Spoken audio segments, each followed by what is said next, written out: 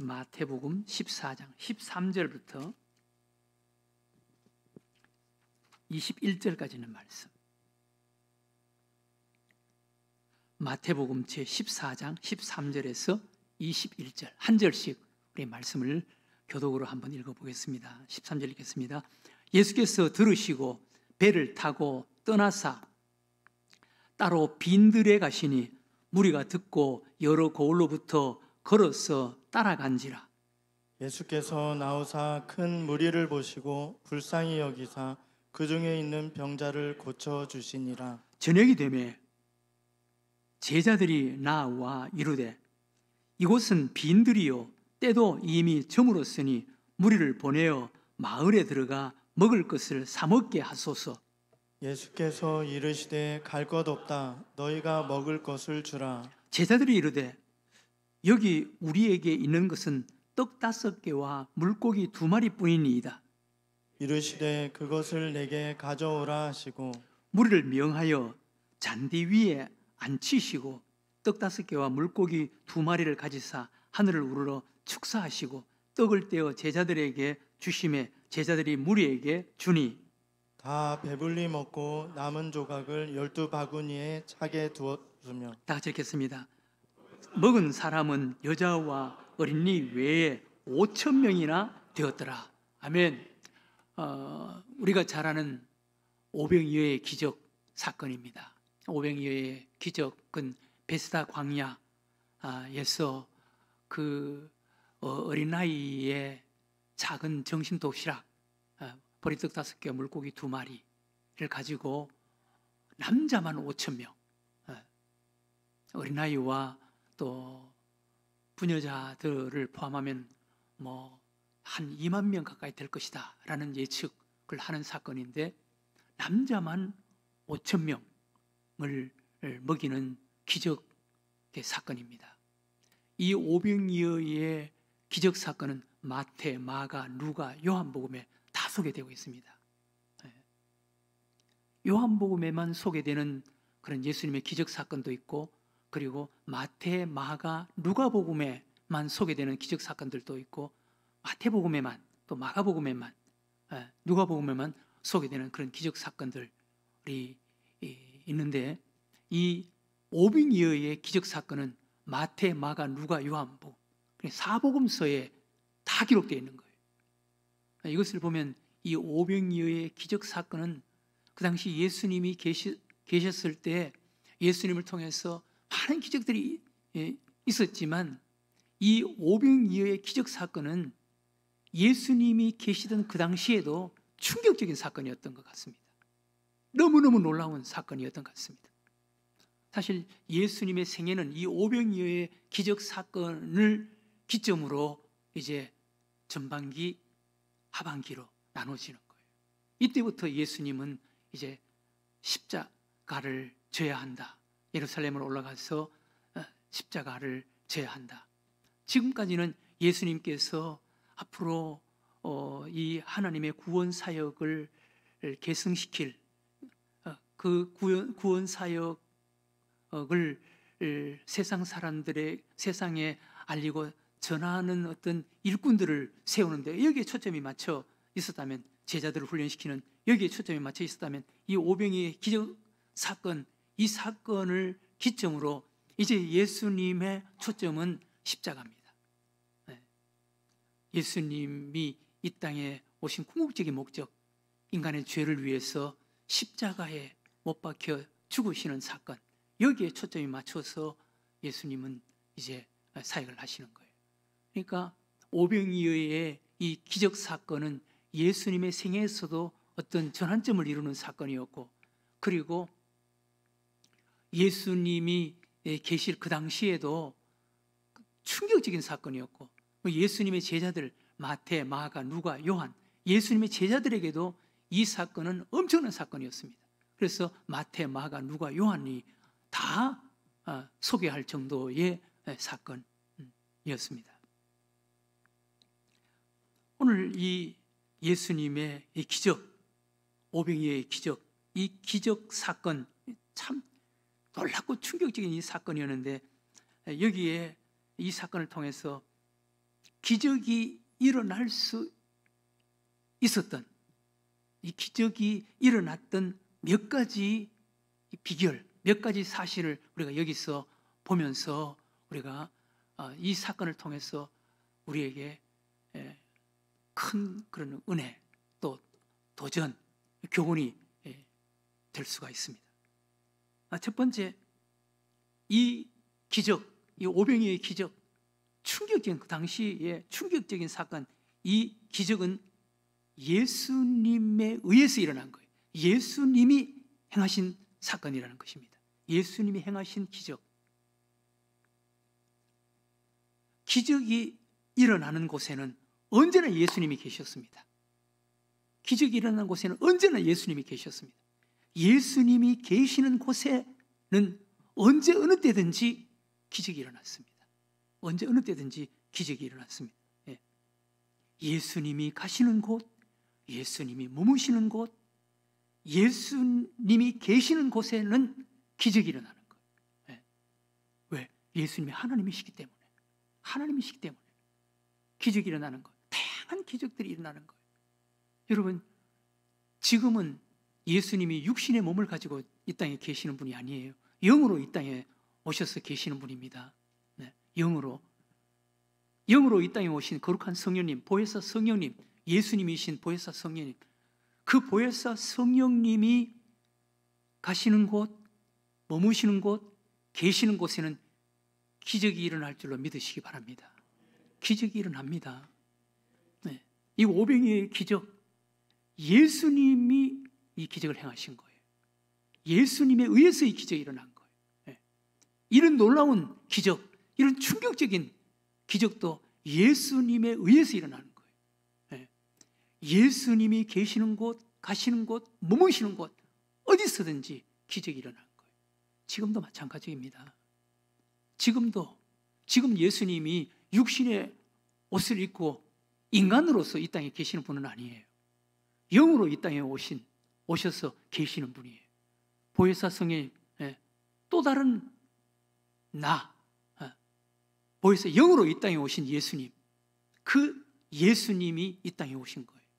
그 예수님, 영으로 이 땅에 오셔서 계시는 그 예수님, 우리 마음속에 계신다면 우리 마음속에 기적이 일어날 것이고, 우리 가정 속에 계신다면 우리 가정에 기적이 일어날 것이고, 예수님이 계시는 어느 곳에서든지 기적이 일어나게 되는 줄로 믿으시기 바랍니다. 예수님이 예수님이 가시는 곳은 어디서든지 기적이 일어났습니다. 그 당시에도 예수님이 갈릴리 바다에 계신다. 그러면 바다에 기적이 일어나는 거예요.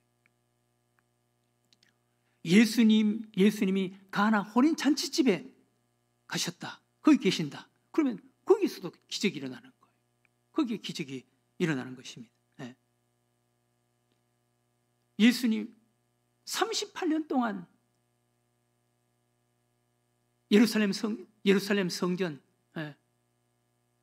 양문곁 베데스다 못가 38년 동안 그 무리 동함을 기다렸던 그 환자, 38년 동안 아무런 일이 일어나지 않고 38년 동안이나 기다렸던 그 환자, 예수님이 가시니까, 예수님께서 그곳에 가셔서 만나주시니까 거기 기적이 일어나는 거예요. 예수님이 가시는 곳, 예수님이 계시는 곳, 예수님이 머무시는 곳에 기적은 일어난다는 거예요. 여러분, 지금도 마찬가지입니다. 지금도 예수님이 계신다면 거기에 기적이 일어나는 거예요. 두 번째, 오늘 이 사건을 통해서 우리가 깨닫고 배울 수 있는 소중한 교훈, 소중한 진리는, 기적이 일어나는 곳에는 인간의 작은 믿음이 작동하는 거예요. 기적이 일어나는 곳에는 인간의 작은 믿음을 하나님께서 요구하시는 거예요. 작은 믿음. 오늘 오병이의 기적이 일어나는 이 베스다 광야의 그 기적, 우리 인간의 작은 믿음, 작은 헌신이 뭐였습니까? 어린 나이에 작은 도시락입니다. 보리떡 5개와 물고기 2마리. 어린 나이에 작은 도시락의 그 헌신, 이 작은 믿음, 이 작은 믿음을 하나님께서는 가지고 사용하시고 활용하시는 거예요. 예. 믿음이 전혀 없는 상태에서는 하나님께서 작은 믿음을 하나님께서 요구하지 않습니다. 이스라엘 백성들이 애굽에서 출애굽을 해서 그들이 홍해바다 앞에 왔을 때 그들이 뭐 하나님을 알았습니까? 믿음이 있었습니까? 아무것도 없었습니다. 그런데 하나님께서 모세에게 너가 가지고 있는 지팡이를 홍해바다에 내리치고 걸어가라 그랬습니다. 내리치니까 홍해바다가 갈라졌습니다. 그들이 걸어갔습니다. 하나님께서 하나님을 믿는 자들에게는 작은 믿음을 하나님께서는 요구하시는 거예요. 작은 믿음. 사실 여러분 베스다 광야에 어린 나이에 그 점심 도시락 보리떡 5개 물고기 2마리 그거 없었으면 우리 예수님께서 기적을 행하시지 않으셨겠어요? 기적을 행하시죠. 그러나 사람의 작은 믿음을 하나님께서는 우리 예수님께서는 요구하시는 거예요. 구약 성경에 여러분 기드온 보세요. 하나님께서 기드온을 통해서 미디안을 물리칩니다. 그런데 기드온 300명 여러분 300명 그거 있으나 없으나 마찬가지 아니겠어요? 300명이 그 뭐 하는데 필요했겠어요? 그러나 하나님께서는 기드온 300명을 데리고 나가게 하신 거예요. 300명이 뭐 거기 수십만 미디안과 싸우는데 그들이 필요했습니까? 아무 필요가 없었어요. 오히려 그들이 전쟁하러 나가는데 횃불과 항아리를 나팔과 그리고 항아리 속에 횃불 그걸 가지고 무슨 전쟁을 합니까? 그러나 하나님께서는 믿음을 가진 우리들에게 작은 믿음을 요구를 하시는 거예요. 헌신을 요구하시는 거예요. 거기에 그것을 가지고 하나님께서 능력과 기적을 행하시는 거예요. 작은 믿음의 헌신. 하나님께서는 작은 믿음을 요구하시는 거예요. 가나 혼인잔치집에서도 예수님의 어머니가 하인들에게 무엇을 시키든지 그대로 하라. 순종을 요구를 했습니다. 순종을. 그래서 그 하인들이 물을 채워라. 물을 채웠습니다. 떠다 주어라. 떠다 주었습니다. 떠다 주는 거기에 물이 포도주로 바꿔지는 놀라운 기적이 일어난 거예요. 여러분 지금도 마찬가지예요. 지금도 하나님께서는 우리들에게 작은 믿음을 요구하십니다. 작은 믿음, 헌신, 그것을 매개로 그것을 가지고 하나님께서 놀라운 능력과 오병이어와 같은 이런 놀라운 능력과 기적을 행하는 거예요. 예수님이 계시는 곳에 그리고 우리의 작은 믿음의 헌신, 믿음의 어떤 작은 매개를 통해서 하나님께서 놀랍게 능력을 행하시는 것입니다. 여러분 지금도 한번 그래 보세요. 여러분들이 나에게 무엇을 요구하시는지 여러분 믿음 안에서 한번 깨닫고 어린 나이에 정심 도시락 같은 보잘것없는 그 남자만 5,000명 앞에 어린 나이에 정심 도시락 보리떡 5개와 물고기 2마리 그게 뭐 얼마나 거기에 도움이 됐겠어요? 사실 아무것도 아니에요. 우리도 마찬가지. 하나님께서는 우리들에게 큰 것을 요구하시는 것이 아니에요. 작은 것을 요구하시는 거예요. 그 작은 것을 가지고 우리 예수님께서 손에 잡으시고 축사하시는 거예요. 그러면 거기에 놀라운 기적이 일어나는 거예요. 우리도 마찬가지. 여러분 여기 앞에 서 있는 남목사, 남목사 무슨 필요가 있겠어요? 어린 나이에 보리떡 5개 물고기 2마리 같죠. 보잘것도 없죠. 그러나 하나님의 손에 붙잡히면 놀라운 능력과 기적이 일어나게 되는 줄로 믿으시기 바랍니다. 하나님의 손에 붙잡히면 여러분들도 마찬가지예요. 하나님의 손에 안 붙잡혀 보세요. 하나님의 손에. 모세의 손에 붙잡혀 있는 지팡이 그것은 양 치는데 그냥 양 웅덩이 때리면서 양을 이리 몰고 저리 모는 그 도구예요. 그러나 모세가 하나님의 손에 붙잡히니까 하나님의 손에 붙잡힌 모세의 손에 붙잡힌 그 막대기, 지팡이, 홍해 바다를 가르는 능력의 지팡이가 되는 거예요. 반석을 깨뜨려서 생수를 나게 하는 능력의 지팡이가 되는 거예요. 하나님의 손에 붙잡히면 보리떡 5개, 물고기 2마리 같은 보잘것없는 것이지만 하나님의 손에 붙잡히면 놀라운 능력과 기적이 일어나는 거예요. 다윗 손에 붙잡힌 물맷돌, 그 양이 저렇게 도망가면 그냥 양 앞에 던져서 양을 양떼들에게 다시 돌이키도록 하는 도구였어요. 그리고 양에게 달려드는 짐승, 그거로 짐승 쫓아내는 그런 도구였습니다. 그러나 하나님의 손에 다윗이 붙잡히니까 다윗의 손에 있는 물맷돌, 누구도 감당하지 못했던 골리앗을 거꾸로 때리는 그런 능력의 도구가 되는 거예요. 우리도 하나님의 손에 붙잡혀야 되는 거예요. 어떻게 하든지 하나님의 손에. 기적이 일어나는 곳에는 작은 믿음, 작은 헌신, 하나님은 그것을 사용하시는 거예요. 기적의 씨앗이 되는 작은 것, 하나님께서는 그것을 기대하시는, 그것을 요구하시는 거예요. 그것을 통해서 하나님께서 능력과 기적을 행하시는 거예요. 지금도 우리 교회, 앞으로 우리 늘샘 교회가 놀라운 은혜로운 교회가 되기를 정말 원한다면 새벽 기도에 나와서 기도하는 작은 보리떡 5개, 물고기 2마리 같은 이것이 놀라운 그런 능력과 기적의 씨앗이 될 거예요. 화요전도팀 나와서 기도하고 나가서 그냥 전도지 나눠주는 거, 그거 전도에 얼마나 도움이 될까? 사실 그렇게 생각될 수도 있죠. 그러나 그것이 우리 늘샘 교회, 앞으로 우리 늘샘 교회 하나님의 교회가 되는데 보리떡 5개, 물고기 2마리 역할을 하는 거예요. 하나님께서 이것을 기대하시고 요구하시는 거예요. 그 다음 오늘 보면은 그 버리지 않고 배불리 먹고 남은 조각 12바구니에 그냥 다 담았다 그래요. 그거 낭비하지 않았어요. 버리지 않았어요. 거기 그 베스다 광야에 그래서 무슨 특별한 어떤 의도와 목적을 가지고 만든 것도 아니고 거기에 능력과 기적을 하고 배불리 먹고 돌아가면 끝나는 거예요. 그런데도 불구하고 예수님께서는 제자들에게 12광주리에 다 담아라 그랬습니다. 12광주리. 은혜를 낭비하면 안 돼요. 은혜를 헛되게 쓰면 안 돼요.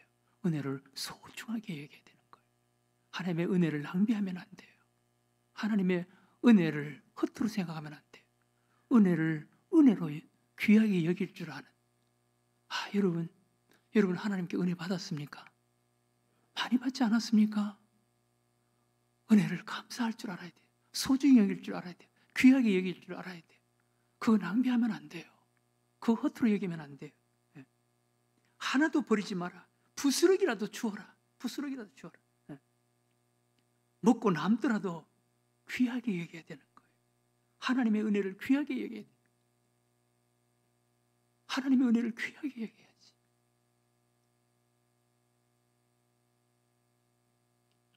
여러분들이나 저나 자격이 있습니까? 귀하게 여겨야지. 목사, 장로, 권사, 하나님의 직분 소중하게 귀하게 여겨야지.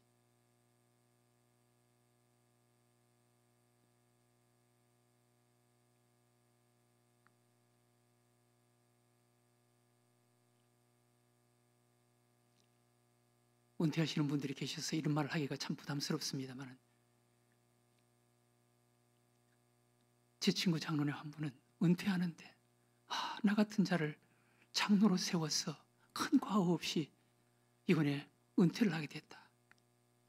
너무너무 감사하다. 그러면서 어떻게 하나님께 내가 감사할까? 내한테 질문을 하더라고. 어떻게 했으면 좋겠느냐고. 우리 같은 사람이 이런 귀한 직분을 받아서 큰 과오 없이 명예롭게 은퇴하게 됐다. 여러분 감사하지 않습니까? 평생 가는 건데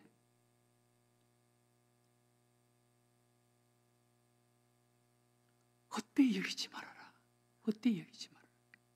네. 우습게 생각하지 말아라. 가볍게 여기지 말아라. 네. 교회 헌금, 여러분, 교회 헌금 허투루 쓰면 안 됩니다. 저는 언젠가는 은퇴를 하겠지만 교회 헌금은 정말 귀한 겁니다. 눈물로 헌금하는 교인들이 많습니다. 허투루 쓰면 안 돼요. 여러분들이 어느 곳에서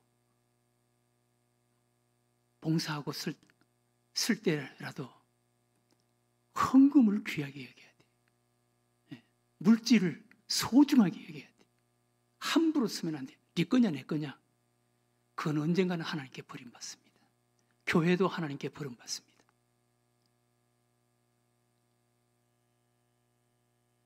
여러분들의 가정도 마찬가지예요. 가정의 물질도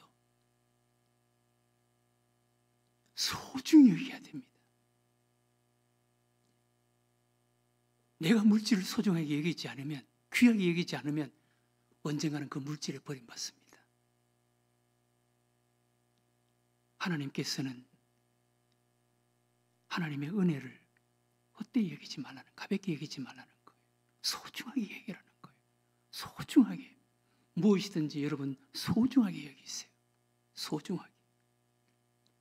오늘 오병이의 기적을 통해서 하나님께서 우리들에게 무엇을 말씀하시는가?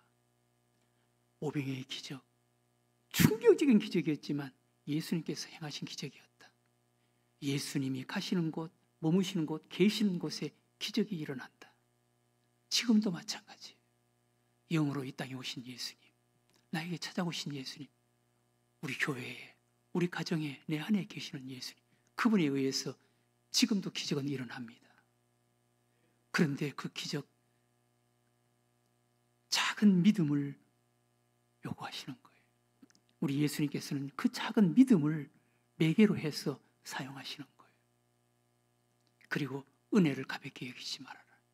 은혜를 소중히 여겨라. 헛되게 여기면 안 됩니다. 네. 특별히 물질, 하나님 앞에 헌금한 물질 가볍게 여기면 안 돼요. 네. 우리 재정부에게는 저는 항상 이야기합니다. 그러나 재정부는 예산이 잡혀 있는 것은 재정부는 지출해야 하는 책임이 있으니까 예산에 잡혀 있는 것은 어쩔 수 없이 지출을 하지만, 그러나 어디에서 봉사를 하든 일하든 재정 청구할 때 한 번, 두 번 기도하면서 청구해야 되는 거예요. 교회 물질 허투루 쓰는 교회, 잘 되는 교회가 없습니다. 헌금을 소중하게 여기고 기도하면서 그 물질을 관리하는 교회, 하나님이 함께하는 교회가 되는 거예요. 은혜를 소중히 여겨라. 네. 오늘 이 말씀 우리 마음속에 담고 새기면서 이 믿음으로 꼭 살아갈 수 있게 해달라고, 또 이렇게 살아가는 여러분들과 저가 되시기를 주의 이름으로 축원합니다.